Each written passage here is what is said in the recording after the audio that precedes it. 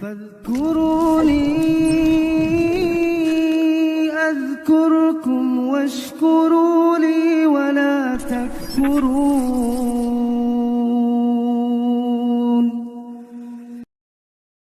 Al-Zalimin, asyhadu an la ilaha illallah wahdahu la syarikalah wa asyhadu anna Muhammadan abduhu wa rasuluh al-mab'uts rahmatan lil alamin. Allahumma salli wa sallim ala nabiyyina Muhammadin wa ala alihi wa ashabihi ajmain.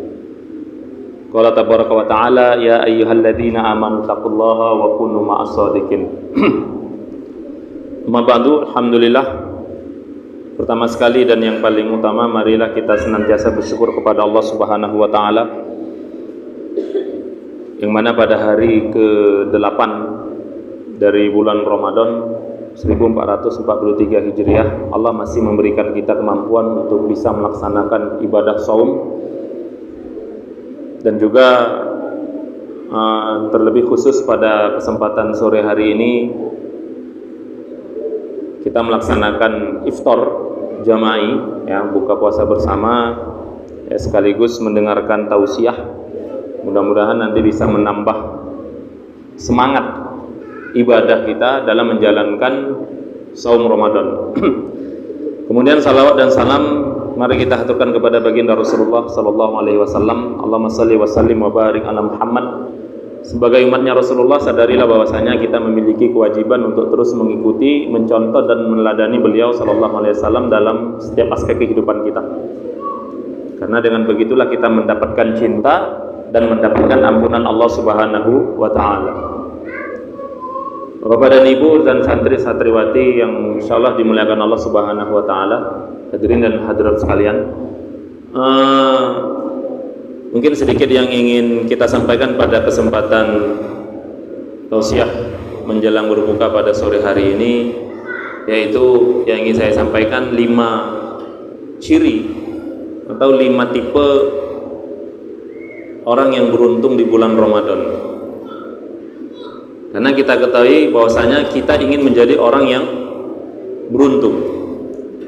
Ramadan telah berlalu 1 minggu, Bu. Ya, telah berlalu 1 pekan. Maka tentu sebagai seorang muslim dan muslimah, kita harus terus introspeksi, muhasabah, evaluasi. Selama perjalanan 1 minggu kita menjalankan ibadah saum Ramadan, kira-kira ibadahnya meningkat atau tidak? Begitu. Jadi jangan sampai Ramadan sudah berjalan seminggu tapi kita merasa biasa saja gitu loh, merasa tidak ada yang perlu dikhawatirkan, merasa tidak ada yang perlu dicemaskan. Ya, ini kalau santri dan santriwati ini senang karena 2 hari lagi liburan. Ya, akhirnya baca Qur'annya mulai apa ya? Mulai malas ya? Ya. Mulai semangat atau mulai malas? Mulai malas. Kalau mulai malas nanti Ustaz undur liburannya, tengoklah. Ya. Jadi harus semakin semangat. Nah, maka kita harus terus evaluasi. Bagaimana ritme ibadah kita. Jadi 5 tipe ciri orang yang beruntung ini, mudah-mudahan ya kalau kita menjalankan atau menyadari 5-5-nya, insya Allah jamin kita menjadi orang-orang, menjadi muslimin dan muslimat yang beruntung, Bapak Ibu dan santri-santri sekalian, akan datangnya bulan Ramadan.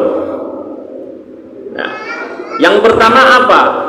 Siapakah orang yang beruntung dengan hadirnya, dengan adanya bulan Ramadan? Yang pertama, yaitu seorang muslim, seorang muslimah yang paham, yang mengerti nilai dan keutamaan bulan Ramadan.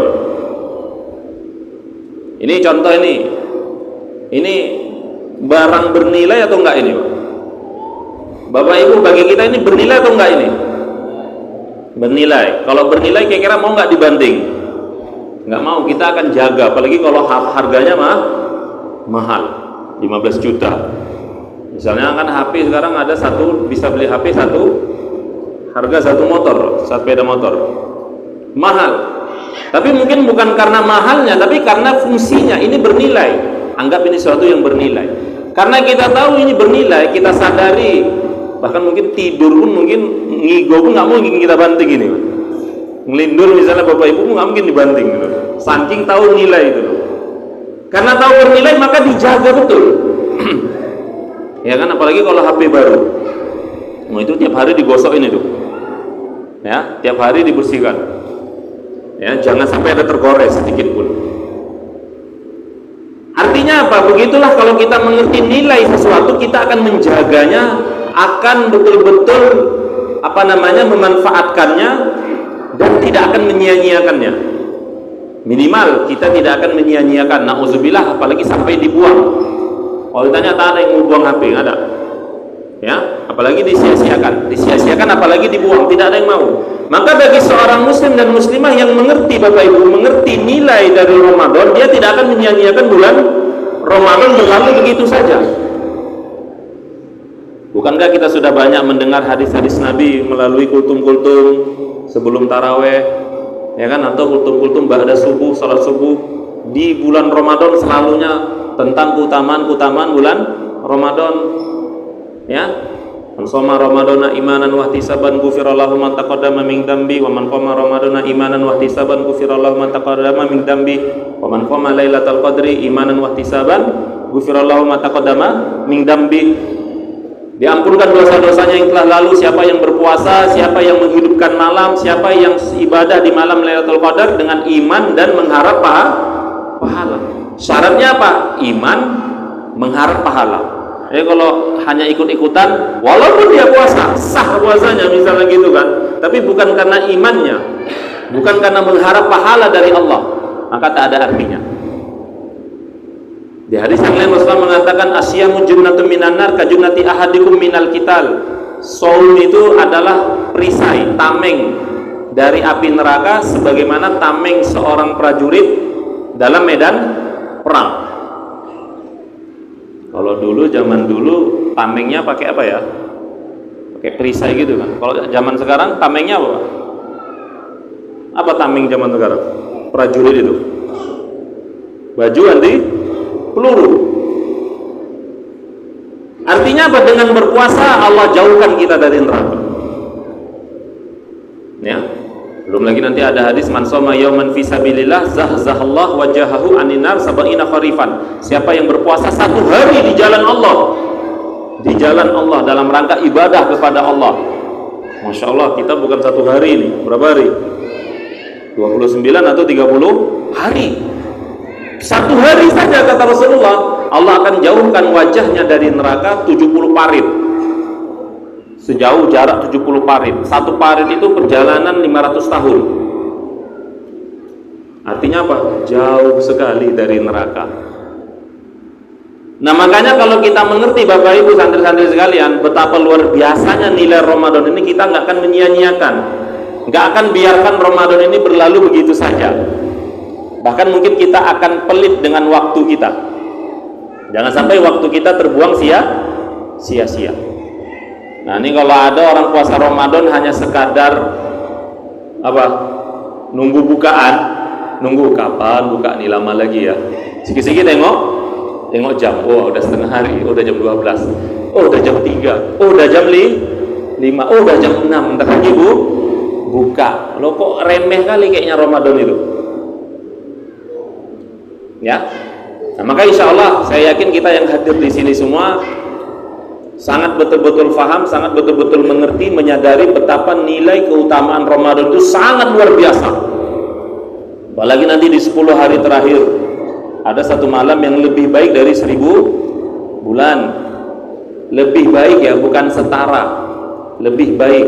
Kalau dikalkulasikan dibandingkan 1000 bulan itu 83 tahun 4 bulan. Ya. Kalau dibandingkan saja, berarti siapa yang beribadah di malam Lailatul Qadar, maka seakan-akan dia sudah beribadah selama 83 tahun lamanya. Itu kalau perbandingannya sama. Ini kata Allah, khairun min alfi syahr, lebih baik dari 1000 bulan. Berarti lebih dari 83 tahun, mungkin 100 tahun. Ada yang mampu sholat 2 rakaat sholat selama 100 tahun tak berhenti? Nggak ada. Makanya rugi nanti kalau di malam terakhir, 10 malam terakhir malah sibuk dengan urusan-urusan duniawi. boleh sih, nggak ada masalah, pernah saya sampaikan nggak ada masalah, tapi jangan malah habiskan untuk urusan dunia ya. Jadi ini yang pertama, ketika seorang muslim, seorang muslimah paham nilai daripada bulan Ramadan, keutamaan bulan Ramadan, maka dia tidak akan menyia-nyiakan bulan Ramadan. Sudah berjalan 8 hari, hari ini 8 hari, kalau orang Muhammadiyah 9 hari ya, berarti sudah sepertiga, mendekati sepertiga Bapak Ibu. Maka kalau selama ini, sepekan ini kita mungkin merasa biasa saja, ini sadari, Masya Allah, iya saya lupa Ramadan itu luar biasa, maka saya tidak akan nyia-nyiakan Ramadan saya, ya kan? Ibu-ibu mungkin yang sibuk dengan ngurus anak, ngurus rumah segala macam, juga bukan berarti menjadikan alasan, Ustaz saya capek, Ustaz saya sibuk ngurus anak, ngurus rumah segala macam ya. Setiap itu nilainya ibadah. Capeknya kita ngurus rumah itu juga nilainya ibadah, jangan dibilang nggak ibadah, itu juga ibadah, tinggal kita meniatkan karena Allah. Ini yang pertama. Jadi seorang yang mengerti nilai dan keutamaan bulan Ramadan dan dia tidak menyia-nyiakannya, maka dia akan beruntung, pasti akan beruntung. Tapi kalau sudah disia-siakan, apalagi dicampakkan Ramadan itu, dianggap nggak penting, dianggap nggak guna, nauzubillah, pasti celaka dia. Yang kedua, Bapak dan Ibu dan santri sekalian, yang beruntung, ciri orang yang beruntung di bulan Ramadan adalah seorang muslim atau muslimah yang bersungguh-sungguh dalam menjalankan ibadah saumnya, mujahadah, sungguh-sungguh. Artinya apa? Dia bukan hanya puasa itu, bukan hanya tidak makan, tidak minum, atau tidak melakukan hal-hal yang bisa membatalkan puasa, tidak ya, tidak, bukan hanya sekadar itu, tapi apa? Lebih kepada bagaimana dia menjaga ibadah saumnya supaya pahalanya itu full. Bagaimana itu? Tentunya dengan menjaga anggota tubuh dari melakukan perkara-perkara dosa. Rasulullah mengatakan, man lam yada' qaulaz zur wal amala bihi falaisa lillahi hajah fi ayyada'a ta'amahu wa syarabahu.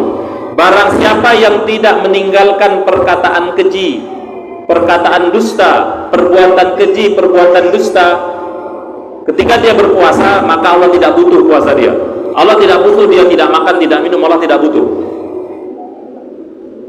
Maka Bapak Ibu, siapa yang berpuasa saum tapi masih suka gibah, siapa yang saum tapi masih suka mencela, yang saum masih suka melihat yang haram, tidak menundukkan pandangan matanya, hati-hati ya.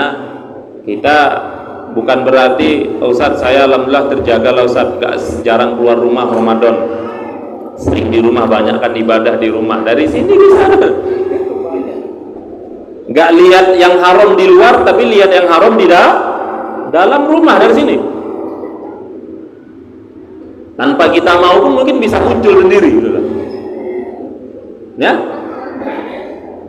Nah maka jaga itu mata kita, telinga kita dari mendengar yang haram ya. Yang kalau bulan Ramadan kok masih ngidupin musik misalnya, masih ngidupin apa, hal-hal yang melanggar syariat, ini naudzubillah ya. Rasulullah juga ingatkan, rubba shaimin hadduhu min siyamihi ju' wal atash wa rubba qaimin hadduhu min qiyamihi as-sahar. Berapa banyak orang yang berpuasa tapi tidak ada yang dia dapatkan kecuali hanya lapar dan dahaga, haus. Dan berapa banyak orang yang bangun pada malam hari tapi tidak ada yang dia dapatkan kecuali hanya capek begadang. Capek begadang, rugi Bapak Ibu. Kenapa? Puasanya, ibadah puasanya rusak dengan dosa-dosa dia. Puasanya nggak batal, tapi pahalanya habis. Pahalanya habis. Makanya kan kita diingatkan oleh Rasulullah, kalau lagi puasa ada yang ngajak berantem, bagaimana menangkalnya? Inni shaim, saya lagi puasa. Jadi bukan malah mentang-mentang lagi puasa malah emosi, bawaannya emosi aja. Lagi lapar nih ya, emosi, jangan macam-macam, senggol bacok nih. Kan gitu, Bu. Ibu capek puasa, nyiapin makanan, nyapu rumah, anak buat serak, melayang sapu. Ya kan, bukan gitu. Tapi ini shaim, saya lagi puasa. Nah, maka orang yang maksimal ibadah puasanya, bersungguh-sungguh puasa Ramadannya, ibadah saumnya, dia akan beruntung. Jadi puasanya bukan puasa kebanyakan orang, hanya tidak makan, hanya tidak minum, selainnya ya banting aja, langgar. Gosip ya lanjut, gibah ya lanjut, mencela ya lanjut, mendengar yang haram ya lanjut, melihat yang haram ya lanjut, berbuat yang haram ya lanjut, melangkahkan lagi kepada yang haram ya lanjut. Nauzubillah. Ini berarti ibadah puasanya rusak. Ya, ibadah puasanya rusak sehingga dia tidak akan mengerti, dia tidak paham apa tujuan dari puasa itu. Ini yang kedua, Bapak dan Ibu dimuliakan Allah Subhanahu wa taala, supaya kita menjadi orang yang beruntung. Kemudian yang ketiga, siapakah orang yang beruntung dalam menjalankan mendapati bulan Ramadan itu? Siapakah muslim-muslimah yang beruntung? Yaitu seorang muslim dan muslimah yang terjaga kestabilan ibadahnya selama bulan Ramadan 30 hari lamanya full. Bahkan meningkat ibadahnya. Nah, meningkat ibadahnya. Wah, yang kemarin awal-awal puasa 1 hari 2 hari awal pertama saum Ramadan, Bapak Ibu, yang baca Qur'annya 5 juz. Sekali baca Quran 5 juz, sekali duduk. Yang sudah masuk hari keempat, kelima, keenam mulai nurun, mulai 1 juz. Dengan alasan, kadang kita gini, setan tuh pandai Bapak Ibu, Ramadan masih lama, nanti kalau masuk 10 hari terakhir saya mau itikaf. Kadang gitu kan, saya mau ngejar. Hati-hati. Bahkan justru seringkali kalau di awal kita sudah lemah, nanti di tengah, di akhir makin lemah biasanya. Biasanya seperti itu. Yang di awal-awal Ramadan ikut tarawih, ikut sholat tarawih terus berjamaah. Sudah masuk hari ketiga, hari keempat, hari kelima mulai nggak tarawih di masjid. Alasannya apa? Rasul juga dulu nggak tarawih terus kok di masjid. Gitu kan? Berdalih pula. Artinya apa? Sholat di rumah aja. Padahal di rumahmu nggak sholat ya? Nggak sholat tarawih, nggak bangun malam dia, bangunnya jam 4, bangunnya 4:30, kesiangan lagi, nggak sempat sahur lagi. Masya Allah. Maka bagi siapa yang ibadah saumnya, ibadah dia di bulan Ramadan itu stabil, bahkan makin meningkat, Bapak Ibu, dia beruntung. Ingat, Rasulullah itu kalau masuk 10 malam terakhir, iza dakhala asyrul awakhir, 3 yang beliau lakukan. Apa itu? Syadda mi'zarahu. Beliau mengetatkan ikat pinggangnya. Artinya apa? Ibadahnya semakin giat. Waktunya itu sudah lebih banyak untuk ibadah. Komunikasi dengan sesama manusia itu, muamalah dengan sesama manusia dikurangi. Ngobrol-ngobrol sama manusia dikurangi. Syadda mi'zarahu. Lebih banyak sholatnya. Ulama lain mengatakan lebih banyak sholat. Beliau semakin banyak ibadah sholatnya. Yang kedua apa? Wa ahya lailahu. Beliau hidupkan malamnya. Artinya apa? Sudah masuk 10 hari terakhir, Rasulullah itu lebih sedikit tidur malam harinya, lebih sedikit. Kalau biasa tidur malamnya 4 jam misalnya, kalau sudah masuk 10 terakhir, tidurnya cuma 2 jam. 2 jam. Bahkan mungkin lebih sedikit lagi. Wa ahya lailahu, malamnya dihidupkan dengan ibadah. Yang ketiga apa? Wa aiqadha ahlahu, dibangunkan keluarganya. Nah, maksudnya apa? Beliau nggak mau ibadah sendiri, tapi keluarganya juga dibanguni, anaknya, istrinya, menantu-menantunya. Jadi Rasulullah itu kebiasaan kalau ada masuk terakhir-terakhir itu dibanguni semua, dibanguni. Ya, dibanguni. Artinya apa? Diajak untuk ibadah. Keluarganya diajak untuk ibadah. 10 menjelang 10 terakhir semakin semangat ibadah, bukan semakin melemah. Nah, maka ini koreksi nih Bapak Ibu, koreksi, yuk kita koreksi. Seminggu kita menjalankan ibadah puasa, seminggu perjalanan seminggu ini, kira-kira semakin semangat apa semakin melemah? Atau stabil? Ya kan? Nah, jawab sendirilah dalam hati. Kalau kita minimal stabil, insya Allah kita beruntung. Tapi kalau semakin melemah, hati-hati, banyak-banyak istighfar. Ya, kalau semakin meningkat, alhamdulillah, paling bagus. Wah Ustaz, saya awal Ramadan cuma 1 juz. Sekarang makin banyak Ustaz. Sekarang satu hari udah 15 juz sekali baca. Satu hari 15 juz, mantap. Misalnya seperti itu. Maka dia berarti beruntung. Orang yang bisa menjaga ritme ibadahnya minimal stabil, sama, nggak nurun gitu ya. Nah, paling baik itu meningkatlah dia. Semakin hari semakin meningkat. Kalau di awal Ramadan dia hanya sholat tarawih saja, mungkin malam harinya dia nggak sholat lagi, nggak sholat tahajud lagi. Masuk hari ketiga, hari keempat dia mulai bangun tarawih, iya, bangun malam pun iya. Jadi semakin meningkat, semakin meningkat.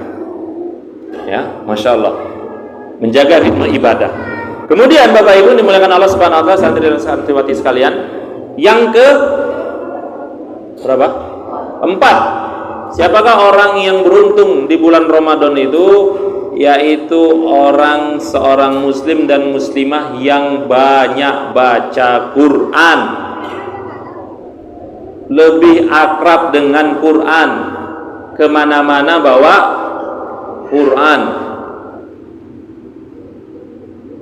Ini saya sering ingatkan sama santri-santriwati saya, jangan lomba khatamnya di pesantren.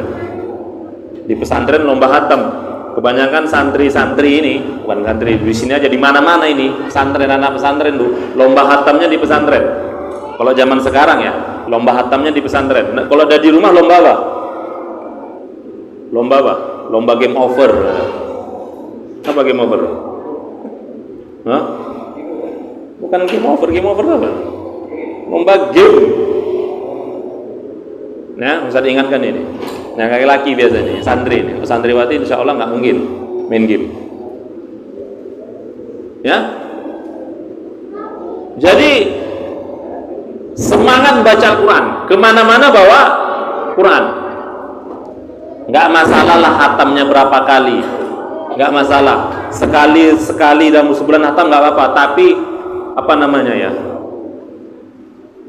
Interaksi dengan Al-Quran itu terus menerus. Rajin baca Quran. Jadi nggak kemudian baca Quran kalau di masjid baru baca Quran, di rumah nggak pernah baca Quran, ya nggak, kemana-mana Bapak Ibu. Pegang Al-Quran tuh kemana-mana, mana-mana. Ini Al-Quran saya. Ini dari 2004 sampai sekarang masih saya bawa.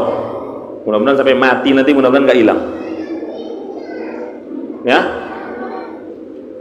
Artinya apa? Jangan kita malah lebih senang megang HP tahan berjam-jam Bapak Ibu kan. Depan TV tahan berjam-jam. Tapi pegang Quran baru baca 5 menit, 10 menit, setengah jam, oh kayaknya udah lama kali ya. Wah, paten kali udah setengah jam baca Quran awak dah. Main HP 2 jam, nggak terasa ya, cepet kali. Wah, enak. Dari asar sampai maghrib, nggak pun ngabuburit ya. Pegang HP aja dah. Wah, nggak lama. Penting internet kuota penting full. Memang godaan sekarang lebih berat Bapak Ibu, lebih berat. Makanya pernah saya sampaikan kan, jangan baca Quran dari HP. Nggak usah dari HP baca Quran. Godaannya Kenapa orang beruntung itu, yang beruntung termasuk yang baca Quran di bulan Ramadan? Karena bulan Ramadan adalah bulan Al-Quran. Allah memuliakan Ramadan salah satunya kenapa? Karena diturunkan Al-Quran. Loh, kalau kita ngakunya hamba Allah, ngakunya seorang muslim, loh tapi gak mau nih memuliakan Al-Quran nih, gak mau dekat dengan Al-Quran di bulan Ramadan, berarti mau ngapain? Syahrul Ramadan alladzi unzila fihil Qur'an hudan linnas wa bayyinatin minal huda wal furqan inna anzalnahu fi lailatul qadar. Ya, baca Quran. Banyak interaksi dengan Al-Quran. Ustaz, saya nggak bisa khatam banyak kali Ustaz, saya bacanya lambat. Nggak ada masalah. Kata Rasulullah, al-mahiru bil Quran ma'a safaratil kiramil bararah. Orang yang mahir baca Quran, lancar baca Quran, maka seakan-akan dia bersama para malaikat yang mulia. Baca Quran bersama dengan para malaikat. Walladzi yaqra'ul Quran wa huwa yatata'ta. Adapun yang baca Al-Quran sedangkan tergaguk-gaguk, terbata-bata, salah-salah, falahu ajran, maka dia memiliki 2 pahala. Pahala karena membaca, pahala karena usaha dia untuk membaca. Karena seringkali orang yang belum lancar baca Quran, bawaannya apa? Males, nyerah. Kenapa membaca Quran? Saya belum lancar Ustaz. Nantilah Ustaz, kalau udah lancar baru baca Quran. Gitu. Nantilah Ustaz, kalau udah lancar. Kapan lancarnya ke Allah? Lancarnya Al-Quran itu kita baca itu karena sering baca. Karena sering baca. Ya, maka yang keempat, orang yang beruntung di bulan Ramadan yang dekat dengan Al-Quran, banyak baca Quran. Qiraah, tilawah. Apa perbedaan qiraah dan tilawah? Qiraah itu hanya sekadar baca. Tilawah dia baca sekaligus tadabbur. Bahkan dia mungkin mempelajari tafsirnya. Itu tilawah namanya. Ya, tilawah. Jadi ada ayat-ayat yang dia itu tertarik, maka dibuka tafsirnya, dipelajari. Jadi kalau baca Quran sambil baca Quran, sambil bawa buku tafsirnya, misalnya gitu. Ya, sambil baca Quran. Atau sekarang udah ada Android, udah ada aplikasi tafsir segala macam banyak. Dia ada aplikasi bahasa Arab memang dari yang buat memang Universitas Ummul Qura. Dia buat aplikasi, seluruh tafsir sudah ada situ Pak. Seluruh, mau tafsir kontemporer, tafsir klasik, ya, sampai tafsir-tafsir yang modern, semua ada situ. Tinggal klik, tinggal ayat berapa buka muncul. Ya, nanti kalau baca Quran, HP pun taruh di bawah. Nanti ada ayat yang, ini maksudnya apa? Belum terlalu paham, maka buka tafsirnya. Ya, jadi dekat dengan Al-Quran. Loh, kalau di bulan Ramadan saja kita sudah nggak dekat dengan Al-Quran, di bulan apa lagi mau dekat dengan Al-Quran? Seakan-akan begini, kalau di bulan Ramadan kamu tak bisa akrab dengan Al-Quran, maka di luar Ramadan kamu pasti tidak akan akrab. Faman hurima khairaha faqad hurim. Siapa yang diharamkan dari kebaikannya, maka dia telah diharamkan segala-galanya. Nauzubillah. Jadi kalau di bulan Ramadan pun malas baca Quran, udah nggak ada harapan. Ini yang keempat. Kemudian yang terakhir, Bapak Ibu dimuliakan Allah Subhanahu wa taala dan saudara sekalian, yang beruntung di bulan Ramadan adalah orang yang mendapatkan hikmah daripada saum Ramadan. Apa itu? Takwa. Ingat, tujuan daripada Allah wajibkan kita saum adalah la'allakum tattaqun. Takwa itu bukan gelar seperti kita habis sekolah, kuliah, ijazah, bukan. Takwa itu bukan ijazah, bukan. Takwa itu keseharian. Jadi bukan kemarin dapat stempel, kamu sudah bertakwa, taruh di lemari, selesai. Kita kan ijazah gitu Bapak Ibu, ijazahnya di lemari gitu kan. Mungkin udah dimakan rayap mungkin udah. Kalau tak aja. Ya. Bukan seperti itu takwa itu. Takwa itu bagaimana? Dia semakin baik. Setelah Ramadan dia semakin baik. Semakin giat melaksanakan ibadah, semakin jauh dari melakukan dosa. Fala tuzaku anfusakum wa a'lamu biman ittaqa. Dan takwa itu nggak bisa diklaim saya bertakwa, nggak bisa.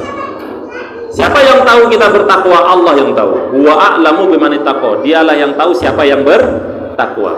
Maka jangan kamu merasa suci, jangan kamu merasa soleh, jangan kamu merasa takwa. Allah lah yang tahu siapa yang bertakwa. Ini 5 yang beruntung di bulan Ramadan. Yang pertama, yang menyadari nilai dan keutamaan Ramadan dan dia tidak menyia-nyiakan Ramadan. Yang kedua, yang bersungguh-sungguh menjalankan ibadah saum Ramadan, tidak mengotorinya dengan dosa-dosa. Yang ketiga, yang semujahadah ibadahnya selama Ramadan itu stabil, bahkan meningkat selama 30 hari. Yang keempat, yang dekat dengan Al-Quran dengan terus membacanya, mengkajinya, mempelajarinya. Yang terakhir, yang menjadi orang yang bertakwa setelah keluar dari Ramadan. Berarti kalau 5 ini tidak kita lakukan Bapak Ibu, maka dijamin ini saya katakan celaka. Seperti kena dengan doa Jibril, celaka orang yang keluar dari Ramadan tapi dosanya tidak diampuni. Amin kata Rasulullah. Rogima anfur rojulin, celaka seorang laki-laki yang mendapati bulan Ramadan, summan salaho, kemudian Ramadan pergi, walam yukfar lahu, tapi dosa-dosanya tidak diampuni. Mudah-mudahan bermanfaat ya tausiah yang singkat ini, dan mudah-mudahan kita bisa mengambil ibrah darinya. Ini yang bisa saya sampaikan. Lebih dan kurang saya mohon maaf. Para ulama saya mohon ampun. Subhanakallahumma bihamdika asyhadu an la ilaha illa anta astaghfiruka wa atubu ilaik. Assalamualaikum warahmatullahi wabarakatuh.